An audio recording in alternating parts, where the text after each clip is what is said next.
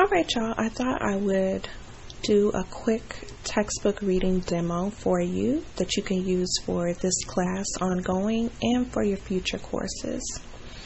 I got a few little notes on the side, but for right now you'll see that we are in our textbook, I Never Knew I Had a Choice by Corey and Muratori. And we are already on chapter 5, but I'm going to go through some of the table of contents first, because it's always a good practice to look at the table of contents so you can get an overview of what is it that this book is trying to teach me, what am I actually going to study, what topics interest me already, what topics may be a little bit more challenging for me. These are all things that you can do to evaluate your textbook and to get a sense of how long each reading might take for you, depending on your reading speed, your reading level, how much are you going to have to break out that dictionary. There's a lot of things to think about when you're evaluating a textbook. So this book has a set of brief contents. So this gives you just the topic and the page. When we go into the book a little bit further, we see that there is more detail in the table of contents. So I'm going to look first at the big overarching topics: invitation to personal learning and growth, reviewing your childhood and adolescence, adulthood and autonomy, your body and wellness, managing stress, love, relationships, becoming the man or woman you want to be or other you want to be. We can also see how this book may be a little bit outdated from current trends. Sexuality, work and recreation, loneliness and solitude, health and loss, meaning and values, right? So I'm going to take us back to the beginning of the table of contents. Now let's see how it's all broken down. So it looks like there's a common theme about where am I now. We'll see what that is. Choice and change, that's different, looks like in every section. Models for personal growth, are you an active learner? Multiple intelligences and multiple learning styles. Fixed versus growth mindsets, getting the most from this book. A summary, where can I go from here? And online resources. So when we get a good overview, we look and see what are the common sections that might be in each chapter, and also getting your brain ready for some of these topics. Do you know about what it means to be an active learner? Do you know about multiple intelligences? If you see a topic that you know, then you can get your brain ready to think about what you already know about that topic. And that's something you can do continually throughout the book. That way you can get a sense of, how is this book structured? Also, by looking at the table of contents, you can see the topics that maybe interest you the most. This is really important if the idea of a textbook overwhelms you, because it can have a lot of information. Maybe you can fast forward to the chapter that is most interesting to you. And if you focus first on what is interesting to you, then maybe it'll open up your mind for things that are not as interesting, because for the textbook, likely you're supposed to understand most, if not all, of the topics presented in a book. And so as much as you can get engaged beforehand with topics that you enjoy, then you can tolerate the topics that maybe you don't like as much, or maybe even are more triggering that you want to avoid. You can get through them a little bit better. So since we are on chapter 5, I thought it would be good to fast forward to chapter 5 so we can go through a chapter that will be most useful to you at this moment in time, but also help you going forward. This week, our chapter is managing stress. You'll notice that this textbook gives you a series of topics to be addressed throughout the chapter. So this is a good way to review and also get your brain ready for what you're going to learn. So you may not know you may not know everything that relates to stress listed here, but I'm sure you've experienced stress before.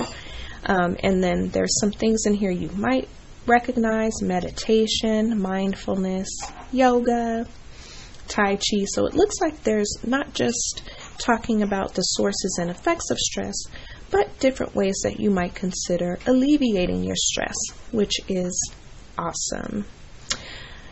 As we saw in the table of contents, there's a section called Where Am I Now? So you've probably already seen that textbook at the beginning of each chapter has a little assessment. You can do this little checklist for yourself. If you are a very intrapersonal person, or you're trying to develop your intrapersonal skills, meaning you are very reflective, maybe more introverted, or you want to develop this skill, it's always great to take a moment to do the assessment. The assessment can also give you a preview of what is happening within the chapter. If you are a visual person, then you want to notice the photos and illustrations that are in the book, because that will help trigger those learning strengths for you. You see these men here are in what might be a very cool and peaceful place doing, I think, Tai Chi. Looks like Tai Chi to me. So also just emphasizing the stress. If you like little quotes, you want to notice the quote at the beginning of the chapter. Either you control your stress or stress controls you. How typical is that for you? I would say that is a very impactful statement for me. So this book has a lot of stuff to read in small font, and that can also be very overwhelming. This book does not have a lot of pictures, and it leaves a lot more room to give you information. What you could do is, if you want to give this chapter an overview, I know it might be difficult to see all the exact words, but don't stress about that right now. We just need to pay attention right now to the major sections. So as we saw in the first page of the chapter, here is one of the topics. We saw sources of stress here, and we'll see it here, sources of stress. Under sources of stress, you will see that there's other subheaders: environmental sources of stress, like what is the type of things that go on in your environment that maybe cause you stress. So that will give you some information on that. It breaks it down even further: psychological sources of stress. So what are the ways in which our brains react, or within our brains causes stress. So that breaks it down even more. Then we go on to effects of stress. So let's go back. And one thing I want you to notice is that there are lots of bolded words. So maybe if you're worried about understanding everything in this chapter, maybe focus on the topic sentences in the first paragraph and the bolded words. Obviously, words in bold type are being emphasized more for us to pay attention more to them. So in this first intro, we can see they're referring to stress, eustress, eustress,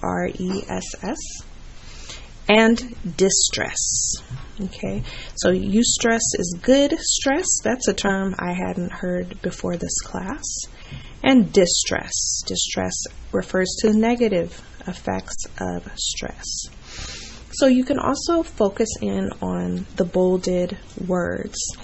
I would say do that in relation to getting to understand what is this section trying to explain, and that usually is emphasized in the first few sentences or the first paragraph. Okay, then you can continue to go through and go on to here, we'll see psychological sources of stress. Let's see if I can zoom in a little bit. So we see there's a number of different bolded words on here. Frustration. So you have your definition of frustration, but when you see a term in a textbook, you have to consider what the author means by frustration, what the author means by internal conflict. So it's not just your own definition, it is also what the author is referring to, or what the researcher might be referring to when they refer to this term. Frustration results from something blocking attainment of your needs and goals. So frustration in this way is something more specific to stress. So when you're reading through textbooks, please be mindful that just because you have a textbook, just because you have a dictionary definition or a general knowledge of a word or term, does not mean that it exactly refers to what this specific term is. Approach conflicts.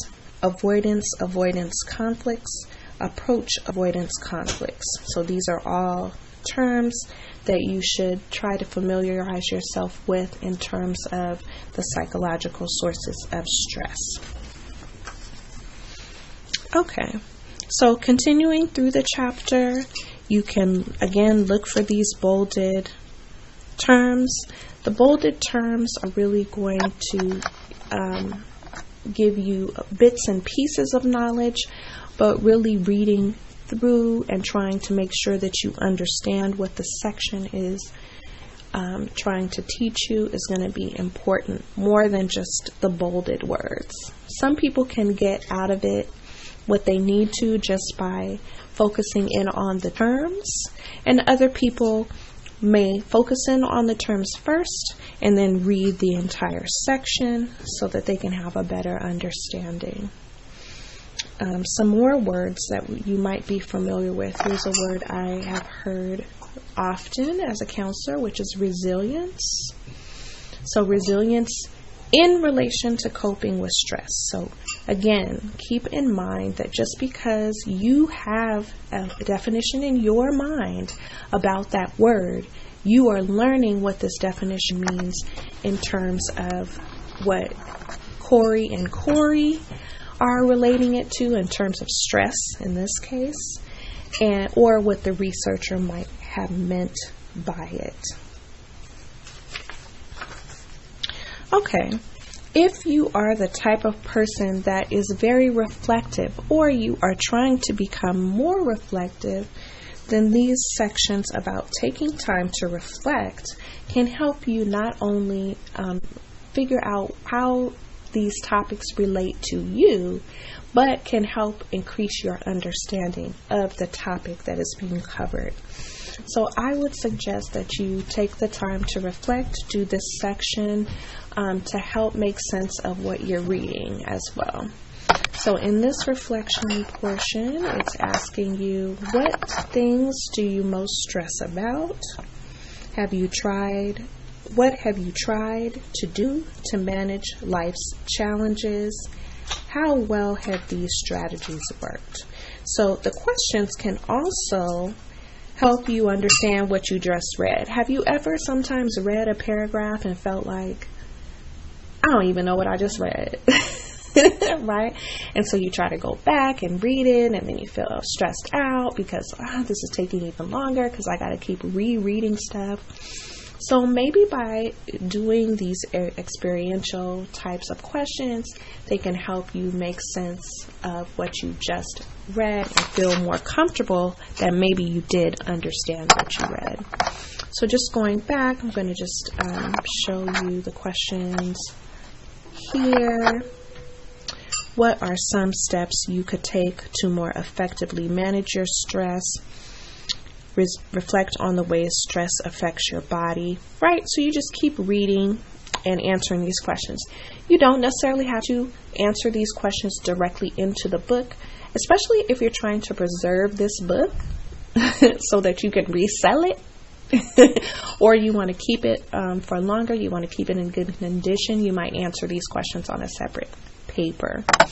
So also trying to preserve the book is important as well, depending on what you plan to do with the book after this class.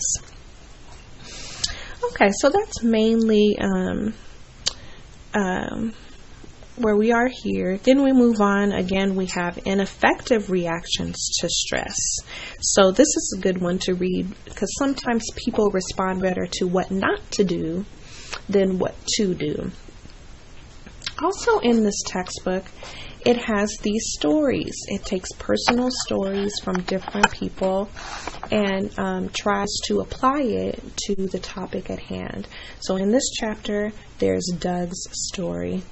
And I would suggest paying attention and noticing and reading these things if you're an interpersonal person. You want to know more about what other people are going through, or you want to develop your interpersonal skill by zeroing in on this particular person's story and how they responded to stress, and then begin to think about how close to your experience or how far from your experience is this person's experience. And that can also help you understand what you're reading. Sometimes you may want to do the story first. The story is more in plain speak.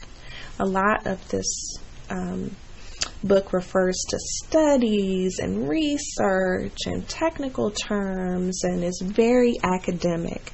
And so the stories also allow you some reprieve from the challenging reading that this book offers, and maybe can help you make more sense than some of the actual content of the chapter, to be honest. Okay, so it goes into post-traumatic stress disorder. There's another story, Yalia's story. Let me zoom out again.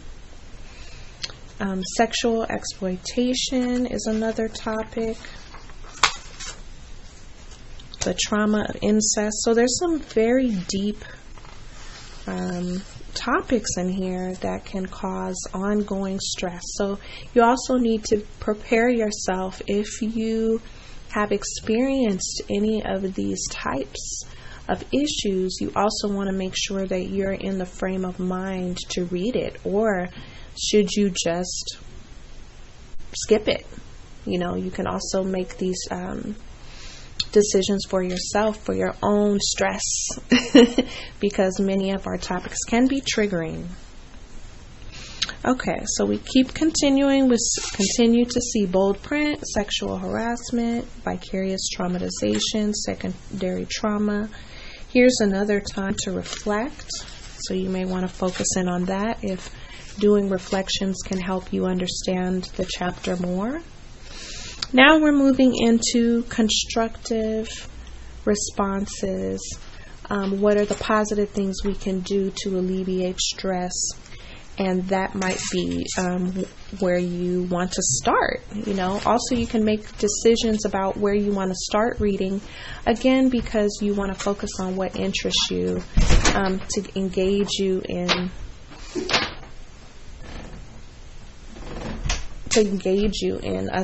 in the topics that you prefer to read first. Deep relaxation, meditation. So a lot of sections that give you some constructive information on positive ways to deal with stress. Yoga, nice little picture of a woman doing something crazy. Pilates, I like Pilates. Acupuncture, this also chapter will introduce you to new topics that are outside of Western medicine. Acupuncture and Tai Chi are Asian interventions for stress. So it also kind of helps open you up to different types of interventions. There's another take time to reflect. And then at the end of the chapter, every chapter has a summary. You know, in my experience, I've never found summaries to be a way that I could really just skip the chapter. It really is just a generic overview and won't always give you the real meat of what was discussed in the chapter. So just be mindful of that. See how useful the summaries are for you. And then where can I go from here? So this section of the chapter gives you some resources on how you can move forward and maybe read even more. College is about going above and beyond. So sometimes you may not get everything you need from the chapter and may want other resources, and that can help you. And then the book also has online resources. So it looks like there's certain resources you can access to help you deal with stress that relate to what they have discussed within the chapter. Also to note is that you can also use the table of contents to see how long each chapter is, because that can help you pace your reading. This particular chapter was seemed like it was good length. Let's take a look. So I'm going to Managing Stress here. It starts on 141 and goes all the way to 182. So it's almost 40 pages. So when you're thinking about 40 pages in 1 week, some of those are reflections. Some of that is those stories from individuals. And, you know, it's good to know how many pages you should read if you want to read a number of pages per day. 40 pages is about less than 6 pages a day each week. Or if you're going to sit and read, 10 pages over 4 days, right? So that can help you understand how you're going to pace yourself to get through this entire chapter. I hope you found this a bit helpful and that maybe you can use some of these tips to help you get through your reading in this class and beyond.